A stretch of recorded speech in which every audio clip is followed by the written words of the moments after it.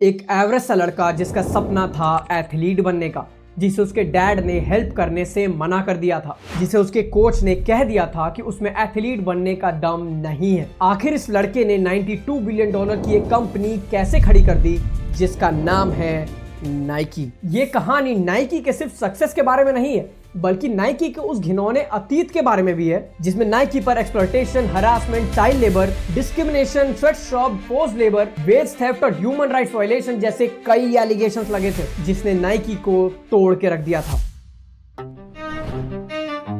24 फरवरी 1938 USA के western state Oregon में जन्म होता है फिलिप हैम्सन नाइट का, और यही है इस कहानी का main hero, the co-founder of Nike. एक शर्मीला इंट्रोवर्ट लड़का जो अपने 3 भाई बहनों में सबसे बड़ा था, और इसके डैड विलियम डब्ल्यू नाइट एक लॉयर थे जिन्होंने बाद में अपना एक न्यूज़पेपर लॉन्च किया था द ओरेगन जर्नल के नाम से। स्कूल के दिनों में फिल को रनिंग का शौक चढ़ा और जहां देखो वहां वो रनिंग या रेसिंग में लगा रहता, और इसी शौक को वो अपने फ्यूचर के लिए भी परस्यू करना चाहता था। 1951 में उसने क्लीवलैंड हाई स्कूल ज्वाइन किया और वहां रनिंग ट्रैक्स का पार्ट बना, और तब उसे एक प्रॉब्लम दिखी। फिल कितनी भी मेहनत करता वो रिकॉर्ड नहीं तोड़ पाता, क्योंकि उसके कोच के मुताबिक वो मेहनत तो बहुत करता है लेकिन एक नेचुरल एथलीट नहीं है। ये बात फिल के दिल को बहुत चुभी और कई दिनों तक तो वो ऐसे ही सोचता रहता कि अब वो क्या ही कर सकता है। लेकिन एक दिन उसने सोचा कि अगर रनिंग में नहीं तो किसी और फील्ड में वो इतनी ही मेहनत करे तो वो सक्सेसफुल हो सकता है। और फिल के दिमाग में आया अपने डैड से ही रिलेटेड जर्नलिज्म, और उसने 1955 में यूनिवर्सिटी ऑफ ओरेगन से जर्नलिज्म में बैचलर्स डिग्री ज्वाइन किया, और यहाँ उसके जिंदगी का टर्निंग पॉइंट आने वाला था।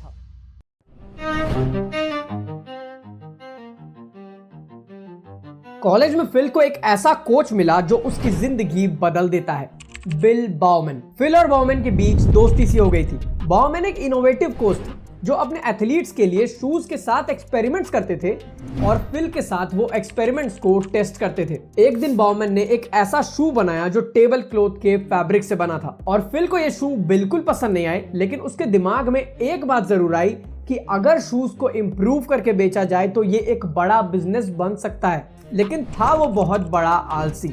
आइडिया तो थे पर उन्हें पूरा करने का कॉन्फिडेंस नहीं था, और घर पे कोई बिजनेस बैकग्राउंड भी नहीं था जो उससे गाइड कर दे। इसलिए उसने सोचा शायद 1 साल आर्मी सर्विस ज्वाइन करने से उसमें डिसिप्लिन आए और उसका पैशन डेवलप हो। लेकिन आर्मी के बाद भी कोई मोटिवेशन नहीं मिला। फिर भी उसने बिजनेस सीखने के लिए स्टैनफोर्ड बिजनेस स्कूल ज्वाइन किया, और वहां एक छोटे से बिजनेस क्लास में उसे एक असाइनमेंट मिला। इस असाइनमेंट में स्टूडेंट्स को एक बिजनेस आइडिया पर पेपर लिखना था, और यहाँ फिल ने सोचा कि क्यों ना वो अपने पैशन जो कि है रनिंग, उसके ही अराउंड कुछ बिजनेस आइडिया सोचे। उस टाइम पर यूएस में जर्मन कैमरास पहले से बहुत फेमस थे, लेकिन उनको जापानीज कैमरास धीरे धीरे करके पीछे छोड़ रही थी। जापानीज ब्रांड्स जैसे निकॉन और कैनन की कैमरा की क्वालिटी जर्मन ब्रांड से कई गुना अच्छी थी और साथ ही चीपर भी। उसने सोचा कि क्या जापानीज स्पोर्ट्स शूज भी जर्मन स्पोर्ट्स शूज के साथ ऐसा कर सकती है। इसलिए उसने उस पेपर का सब्जेक्ट रखा, Can Japanese sports shoes do to German sports shoes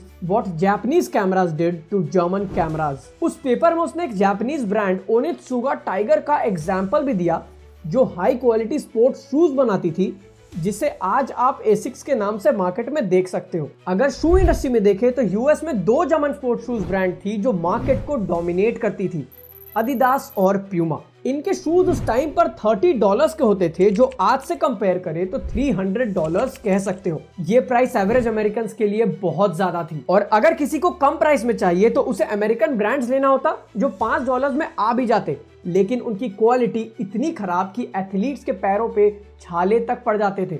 ये पेपर उसके प्रोफेसर को भी बहुत पसंद आई, और उन्होंने उसे एक इम्पोर्टेंट चीज बताई, अगर एक बड़ा और सक्सेसफुल बिजनेस बनाना हो तो बड़ा रिस्क लेना पड़ता है। और ये बात फिल के दिमाग में बैठ सी गई। स्टैनफोर्ड से एमबीए करने के बाद फिल ने दुनिया घूमने का डिसाइड किया, और अपने डैड से $1000 उधार लेकर अपने फ्रेंड के साथ निकल गया फिलीपींस, इंडिया और हवाई। हवाई में कुछ दिन रहे, मजे किए, चिल किया, लेकिन फिर इनके पास पैसे कम होने लगे और इन्हें एक सेल्स की जॉब लेनी पड़ी जिनकी इनको बहुत जरूरत थी। लेकिन कुछ दिन जॉब करने के बाद फिल को लगने लगा कि उसके लिए ये जॉब नहीं है और उसे अपनी उस आइडिया पर ही काम करना चाहिए। इसलिए फाइनली हवाई में अपने दोस्त को उसकी गर्लफ्रेंड के पास छोड़कर फिल निकल गया जापान। जापान में जिस ओनित्सुका टाइगर के बारे में उसने लिखा था वो उनके पास गया और क्योंकि एक बड़ी कंपनी थी तो उसे अपनी एक इमेज बनानी थी, तो उसने खुद को एक बड़ी स्पोर्ट्स शूज कंपनी का रिप्रेजेंटेटिव बताया जो एक्चुअली एग्जिस्ट ही नहीं करती थी। उसने उनका फैक्ट्री टूर लिया और ओनित्सुका के शूज को ट्राई किया और वो बहुत ज्यादा इम्प्रेस था। वो शूज लाइट वेट थे, सस्ते थे और क्वालिटी भी बहुत अच्छी थी। उसने ओनित्सुका के एग्जीक्यूटिव्स के साथ मीटिंग्स की और एक डील साइन किया कि उसकी कंपनी वेस्टर्न यूएस में ओनित्सुका की डिस्ट्रीब्यूटर बनेगी। और इत्तेफाक की बात ये कि ओनित्सुका तो ऑलरेडी अपने शूज यूएस में बेचना ही चाहती थी, तो उन्हें फिल का आइडिया तो पसंद आना ही था। जब ये डील साइन होनी थी तो फिल से अचानक से पूछा गया कि उसकी कंपनी का नाम क्या है, और फिल ने कभी ये सोचा ही नहीं था क्योंकि वो जापान सिर्फ एक टूर करने गया था, कोई डील क्रैक करने नहीं। तुरंत उसके दिमाग में कुछ ख्याल आने लगे और उसे अपने स्कूल के क्लासरूम याद आए जिसमें ब्लू रिबन लगी होती थी, और यही उसने कहा, gentleman I represent the blue ribbon sports. और अब फिल कॉन्फिडेंस से भर चुका था। ही वाज लाइक अब तो कंपनी भी बन गई है, अब तो काम करना पड़ेगा। सबसे पहले फिल ने ओनित्सुका को 12 पेयर शूज का सैंपल भेजने को कहा जिसे 1 महीने में डिलीवर होना था। लेकिन 1 महीना बीता, 2 महीने बीते, 4 महीने, 6 महीने, 8 महीने, लेकिन उसे कोई सैंपल की डिलीवरी नहीं मिली। उसने रिसीट की कॉपी अपने डैड को दिखाई और उन्होंने कहा कि अब ये नहीं आने वाले हैं। उसके साथ शायद स्कैम हो गया था, बिल्कुल टूट चुका था, लेकिन अंदर ही अंदर उसे अभी भी विश्वास था कि अपने इस सपने को वो पूरा जरूर करेगा। लेकिन अब उसके पास पैसे खत्म हो रहे थे और यूएस में एक नॉर्मल प्रैक्टिस है कि पेरेंट्स 23-24 के बाद आपको फाइनेंशियली सपोर्ट नहीं करते हैं, इसलिए उसने कूपर्स एंड लिबरन नाम की कंपनी में अकाउंटेंट की जॉब ले ली। अचानक से कुछ महीने बाद एक दिन घर के गेट पर नॉक होती है और एक डिलीवरी बॉय उन 12 पेयर शूज का शिपमेंट लेके आता है। वो तुरंत एक्साइटमेंट में शिपमेंट खोलता है एंड ही वाज इम्प्रेस्ड। वो शूज सच में उसके एक्सपेक्टेशंस को मीट करती थी और उन शूज को वो लेके भागता है अपने उस पुराने कोच बिल बाउमैन के पास। उसे उम्मीद थी कि बाउमैन को ये शूज पसंद आएंगे और वो शायद इन्हें खरीद ले या इन्हें इंडोर्स कर दे, लेकिन यहाँ कुछ उल्टा ही हुआ। बाउमैन इतने इम्प्रेस थे कि उन्होंने फिल को पार्टनरशिप का ही ऑफर दे दिया और कहते हैं कि इस बिजनेस को मैं ज्वाइन करना चाहता हूँ और मैं अपने डिजाइन आइडियाज भी दूंगा। 25 जनवरी 1964 को दोनों हाथ मिलाते हैं और एक 50-50 डील साइन करते हैं और टोटल $1200 के इन्वेस्टमेंट के साथ ब्लू रिबन स्पोर्ट्स का जन्म होता है। ब्रांड बन चुकी थी, फंडिंग हो चुकी थी और प्रोडक्ट भी आ चुका था। अब टाइम था शूज की मार्केटिंग करने का। फिल पूरे शहर के हर शॉप पर गया, हर शू डीलर से बात की, लेकिन कोई भी इसमें इंटरेस्टेड नहीं था। सभी का कहना यही था कि हम तुम पे ट्रस्ट क्यों करें, इन शूज की क्या जरूरत है जब इतने सारे ब्रांड्स ऑलरेडी है। और ये सब देखते हुए फिल ने डिसाइड किया कि अब वो शूज खुद बेचेगा। उसने अपनी कार की डिक्की में सारे शूज रखे और हर रेस ट्रैक इवेंट्स में जाने लगा। वहां रनर्स को शूज के बारे में बताता और उन्हें कन्विंस करता। बाउमैन भी अपने एथलीट्स को ये शूज बेचते और फर्स्ट ईयर में ही फिल ने 1300 पेयर शूज बेच दिए और $240 का प्रॉफिट भी किया, ऑलमोस्ट $8,000 के रेवेन्यू के बाद। और सेकेंड ईयर में रेवेन्यू बढ़कर $17,600 पहुंच गई। वो धीरे धीरे यूएस के दूसरे स्टेट्स में एक्सपैंड कर रहा था, लेकिन अभी तक उसने अपनी अकाउंटेंट की जॉब नहीं छोड़ी थी और वो पोर्टलैंड यूनिवर्सिटी में प्रोफेसर भी था। और इधर 1969 तक बीआरएस ने $1 मिलियन की सेल भी कर ली थी और तब फिल ने फुल टाइम बिजनेस में उतरने का डिसाइड किया। बीआरएस ने वेस्टर्न यूएस में मल्टीपल स्टोर्स खोल दी थी। लोग बीआरएस के शूज पसंद कर रहे थे और इधर बाउमैन शूज में एक्सपेरिमेंट्स करते रहते, जैसे वो शूज को पूरी तरह खोल देते, फिर उसमें इंप्रूवमेंट्स का स्कोप देखकर ओनित्सुका को इसके बारे में बताते। ऐसे उनकी क्वालिटी धीरे धीरे करके इंप्रूव होती गई और अब उन्होंने ओनित्सुका को पूरे यूएस का कॉन्ट्रैक्ट देने को कहा। ओनित्सुका ने कहा कि अगर आप पूरे यूएस में बेचना चाहते हो तो आपकी ऑफिस यूएस के ईस्ट कोस्ट में भी होनी चाहिए, जो एक्चुअल में थी नहीं। लेकिन फिर भी फिल ने झूठ कह दिया कि उनकी ऑफिस यूएस के ईस्ट कोस्ट में है और उसने ओनित्सुका को 20,000 पेयर शूज का ऑर्डर दे दिया। लेकिन यहाँ ओनित्सुका ने कहा कि वो इस शिपमेंट को बीआरएस के ईस्ट कोस्ट के ऑफिस में ही भेजेंगे और यहाँ चीजें थोड़ी बिगड़ने लगी। फिल ने ट्राई किया कि वो ईस्ट कोस्ट में भी जल्द से जल्द ऑफिस खोल ले, लेकिन फंड्स की कमी के कारण ऐसा नहीं हो पाया और उन्हें वो कॉन्ट्रैक्ट नहीं मिला। इधर ओनित्सुका का घमंड बढ़ता जा रहा था। धीरे धीरे वो अपनी क्वालिटी भी डिग्रेड कर रहे थे और एक दिन फिल को पता चला कि वो लोग वही शूज यूएस भेजते हैं जो जापान में सेल्स के बाद बच जाती है and it was completely unfair. Onitsuka अब बीआरएस के सजेशंस और चेंजेस को भी इग्नोर कर रही थी। और देखा जाए, जब आप एक बिजनेस में किसी और के ऊपर कम्प्लीटली डिपेंडेंट होते हो तो ये सब होने के चांसेस बहुत बढ़ जाते हैं। इन सब के बीच फिल को एक रिपोर्ट मिली जो साफ साफ दिखा रही थी कि ओनित्सुगा अब यूएस में नए डिस्ट्रीब्यूटर्स भी अपॉइंट कर रही थी। और यहाँ फिल और बाउमैन ने फाइनली डिसाइड किया कि एनफ इज एनफ। ओनित्सुगा के साथ कॉन्ट्रैक्ट को खत्म किया गया और अब समय था अपनी खुद की ब्रांड को लॉन्च करने का। अब आप सोचो, फिल ने एक बनी बनाई बिजनेस को बंद करने का फैसला कर लिया था। उसके सारे एम्प्लॉयज नर्वस थे, उन्हें समझ नहीं आ रहा था कि अब क्या होगा। लेकिन ऐसे समय में लीडर का काम होता है अपने एम्प्लॉयज को सही रास्ता दिखाने का, मोटिवेट करने का। उसने अपने प्लान और विजन को अपने एम्प्लॉयज को बिल्कुल डिटेल में एक्सप्लेन किया और धीरे धीरे सारे एम्प्लॉयज को भी कॉन्फिडेंस आने लगा था। उसने नए ब्रांड को लॉन्च करने के लिए पूरे टीम को यूनाइट कर दिया और ब्रांड नेम सोचने का काम फिल, बाउमैन और बीआरएस के सारे एम्प्लॉयज को दिया गया। टारगेट रखा गया कि नेम ऐसा होना चाहिए जो ग्रोथ और विक्ट्री को रिप्रेजेंट करे। और बीआरएस के फर्स्ट एम्प्लॉय जेफ जॉनसन ने एक नेम सजेस्ट किया, नाइकी। ये the Greek goddess of victory से इंस्पायर्ड था। फिल ने इसी नेम को फाइनल किया और अब टाइम था नाइकी के लोगो को डिजाइन कराने का। उसने पोर्टलैंड यूनिवर्सिटी की एक स्टूडेंट कैरोलिन डेविडसन को हायर किया और कहा कि मुझे एक ऐसा लोगो बना के दो जो मोशन और स्पीड को दिखाए। उसने बहुत से डिजाइन दिए, लेकिन उन डिजाइन में से एक था वो कर्व्ड चेक मार्क या शूज डिजाइन। फिल को डिजाइन उतनी तो पसंद नहीं आई, लेकिन उसके पास इतना टाइम नहीं था और उसे लगा कि ये डिजाइन ग्रो कर सकती है क्योंकि ये इजी टू रिमेंबर और स्लीक है। और नोट करना, इस डिजाइनर को इस डिजाइन के लिए सिर्फ $35 पे किए गए। इंटरेस्टिंगली बाद में ये लोगो इतना फेमस हो गया कि फिल ने कैरोलिन को एक पार्टी दी, एक गोल्ड डायमंड रिंग दिया और नाइकी के 500 शेयर्स गिफ्ट कर दिए, जो उस टाइम पर $85 के बराबर थी। लेकिन आज वो 500 शेयर्स 32,000 शेयर हो चुके हैं और $4 मिलियन के बराबर है, यानी 30-35 करोड़ एक लोगों के लिए। अब टाइम था 1972 और ओरेगन में ओलंपिक गेम्स के ट्रायल्स होने थे, जिसमें फिल ने अनाउंस किया कि मैराथन के 7 फिनिशर्स में से 4 ने नाइकी के शूज पहने थे। और ये टेक्निकली सच भी था, लेकिन पूरा सच ये था कि नाइकी के शूज सिर्फ 4th, 5th, 6th और 7th रनर ने पहने थे। 1st, 2nd और 3rd ने तो adidas पहने थे। लेकिन ये मार्केटिंग स्ट्रेटजी इतनी हिट हुई कि अगले कुछ साल नाइकी के सेल्स और प्रॉफिट्स कई गुना बढ़ते गए। लेकिन अब नाइकी के ऊपर बहुत सी बड़ी प्रॉब्लम्स आने वाली थी जो उन्हें बैंकरप्सी के करीब ले आई। एक ब्रेक लेते हुए मैं आपसे रिक्वेस्ट करता हूं कि अगर आप यहां तक आए हो और वीडियो अच्छी लग रही हो तो चैनल को सब्सक्राइब कर देना और बेल नोटिफिकेशन भी दबा देना।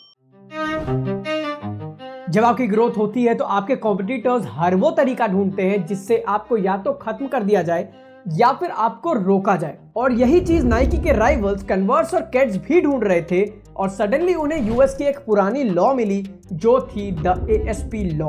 दरअसल ये लॉ 1920s की थी, जब यूएस इकोनॉमी डिप्रेशन से गुजर रही थी और ये लॉ लाई गई थी अमेरिकन कंपनीज को प्रोटेक्ट करने के लिए। और बेसिकली इस लॉ में यूएस गवर्नमेंट उन सब कंपनीज पर ड्यूटी या टैक्स लगाती जो या तो फॉरेन की हो या वो फॉरेन की कंपनी से सामान लेकर बेच रही हो। इस लॉ के हिसाब से अगर कोई प्रोडक्ट जापान से $5 में इंपोर्ट हो रही है तो उस कंपनी को $5 पे इंपोर्ट ड्यूटी नहीं देते हुए, बल्कि जिस प्राइस में उससे सिमिलर अमेरिकन प्रोडक्ट सेल हो रही है उस प्राइस पर 20% टैक्स देना है। इसके लिए कन्वर्स और केट्स ने नाइकी के डुप्लीकेट्स बनाए और उसे यूएस के मार्केट में हायर प्राइसेस में लॉन्च कर दिया, जिसके कारण नाइकी को अपने $5 वाले शू पर $20 वाली टैक्स देनी होती। अब नाइकी भी कुछ साल पहले तक तो जापान से ही शूज मंगवा रही थी और उन्होंने कभी एएसपी टैक्स तो दिया नहीं, और इसलिए लॉबिंग करके कन्वर्स और केट्स के मालिकों ने यूएस के कस्टम्स डिपार्टमेंट को इस लॉ के बारे में याद दिलाया और कहा कि आपको नाइकी पर इस टैक्स की डिमांड रखनी चाहिए। बेसिकली लॉबिंग का मतलब होता है जब आप अपनी वेल्थ या पावर यूज करके अपने फेवर में गवर्नमेंट डिपार्टमेंट्स को मैनिपुलेट करते हो। और इसके बाद कस्टम्स डिपार्टमेंट ने टैक्स कैलकुलेट किया और बिल निकल के आया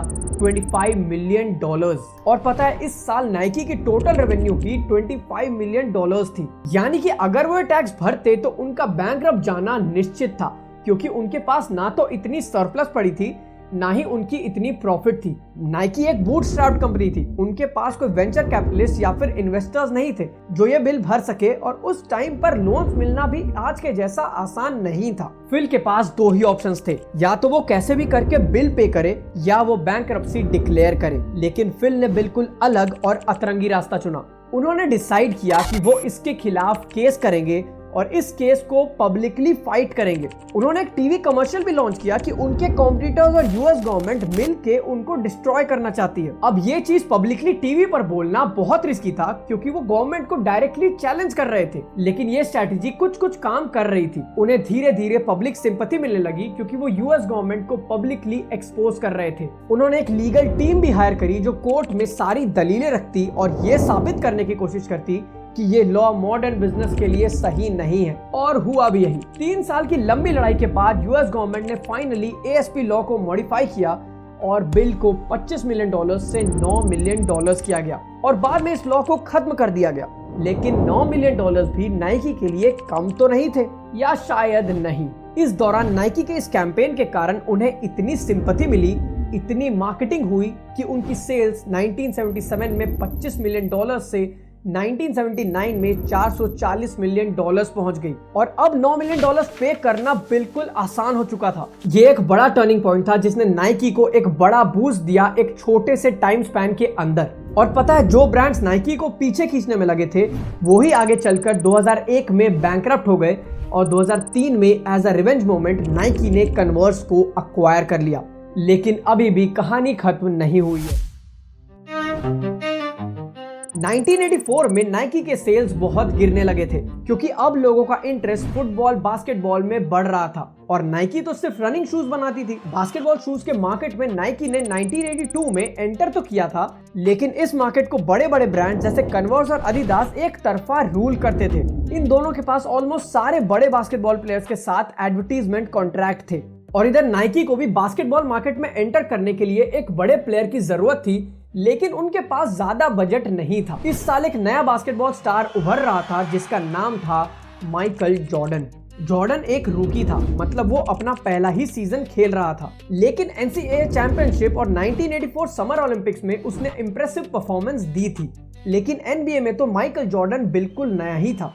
एनबीए का फुल फॉर्म है नेशनल बास्केटबॉल एसोसिएशन, जो नॉर्थ अमेरिका में एक बास्केटबॉल लीग है जस्ट लाइक इंडिया में आईपीएल। नाइकी के पास जितना एडवर्टीजमेंट बजट था वो उसे 3 प्लेयर्स में बांटना चाहते थे, लेकिन अगर उन्हें माइकल जॉर्डन से डील करना था तो उन्हें अपना पूरा बजट माइकल जॉर्डन पे ही अलॉट करना पड़ता, क्योंकि माइकल जॉर्डन को अपनी अच्छी परफॉर्मेंस के कारण अच्छे डील्स ऑलरेडी मिले हुए थे। अब कोई ब्रांड अपनी पूरी एडवर्टीजमेंट बजट किसी नए प्लेयर पर कैसे अलॉट कर सकती है, इसलिए उन्होंने माइकल जॉर्डन को लिस्ट से ही बाहर कर दिया। लेकिन सोनी वक्कारो, जो नाइकी का मार्केटिंग हेड था, उसने जॉर्डन में एक अपॉर्चुनिटी देखी। उसने जॉर्डन के परफॉर्मेंस को एनालाइज किया और उससे ये श्योर था कि इस सीजन जॉर्डन कुछ ना कुछ बड़ा करेगा। तो अगर नाइकी जॉर्डन के साथ डील करे तो नाइकी पूरे मार्केट में अलग नजर आएगी, क्योंकि नाइकी तो ऑलरेडी अपने बास्केटबॉल डिवीजन को बंद ही करने वाली है लॉसेस के कारण, और अगर उन्हें इसे प्रॉफिटेबल करना है तो उन्हें रिस्क तो लेना ही पड़ेगा। पहले तो फिल इसके बहुत अगेंस्ट था और वो बेसिकली बहुत घमंड में भी रहने लगा था, लेकिन फिर उसने जॉर्डन के साथ एक मीटिंग अप्रूव कर दी। लेकिन इधर जॉर्डन नाइकी के साथ डील नहीं करना चाहता था, उसे तो अभी भी एडिडास ही चाहिए था। लेकिन जब वकारो ने इन सब को अपना प्लान बताया,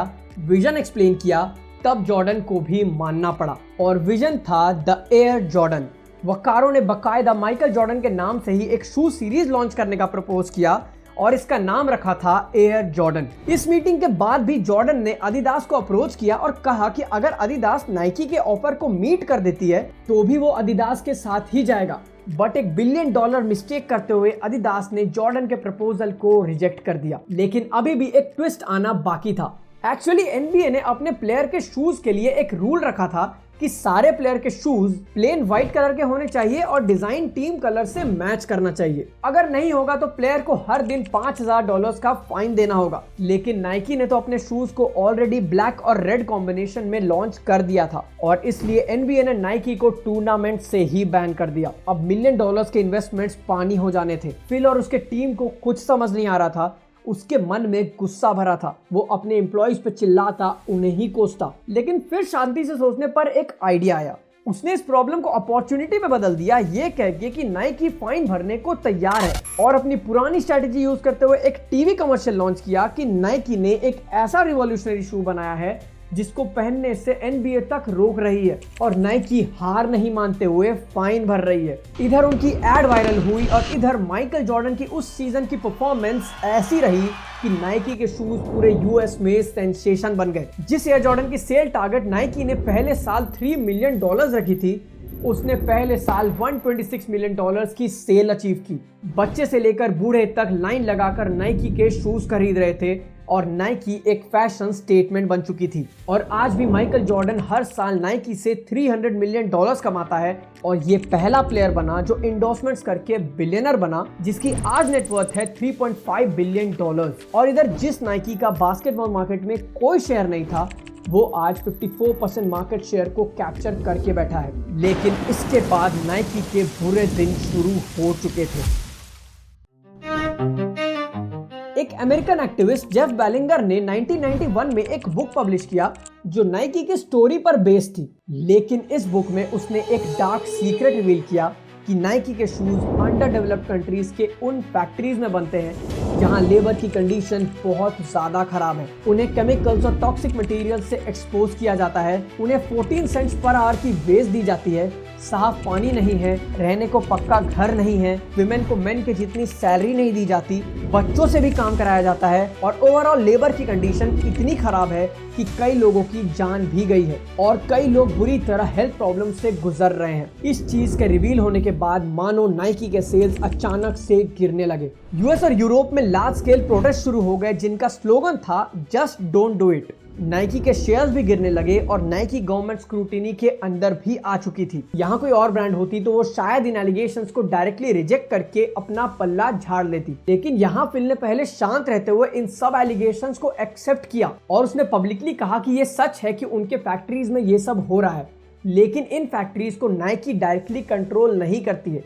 नाइकी के मैन्युफैक्चरिंग कॉन्ट्रैक्ट्स है इन फैक्ट्रीज से। लेकिन अब नाइकी अपने सप्लायर्स के लिए भी रूल सेट करेगी और हर सप्लायर को नाइकी के हिसाब से वर्किंग कंडीशंस बनानी होगी, वेजेस बढ़ाने होंगे और चाइल्ड लेबर भी खत्म करना होगा। और इसके कारण पब्लिक में फिर से नाइकी के लिए सेंटिमेंट्स चेंज होने लगे और धीरे धीरे नाइकी के सेल्स नॉर्मल हो गए। और बाद में कुछ रिपोर्टर्स ने रिपोर्ट भी किया कि उनके फैक्ट्रीज की कंडीशन सुधरी है। लेकिन इसके बाद भी नाइकी पर वेरियस लेबर इश्यूज के एलिगेशंस लगते आए हैं। और फिर हमेशा से नाइकी कंट्रोवर्शियल मार्केटिंग के लिए भी फेमस है और वो हमेशा कंट्रोवर्सीज को अपने प्रॉफिट में कन्वर्ट करने की स्ट्रेटेजी यूज करते हैं। भले ही आज ज्यादा कंपटीशन होने के कारण नाइकी के स्टॉक्स नीचे जा रहे हैं, रेवेन्यू ज्यादा नहीं बढ़ रही है, लेकिन जब एक कंपनी की फाउंडेशन स्ट्रांग होती है तो वो कंपनी हर प्रॉब्लम को झेल कर आगे बढ़ जाती है। वीडियो अच्छी लगी हो तो लाइक एंड सब्सक्राइब कर देना और एक अच्छा सा कमेंट भी कर देना। जय हिंद, जय भारत।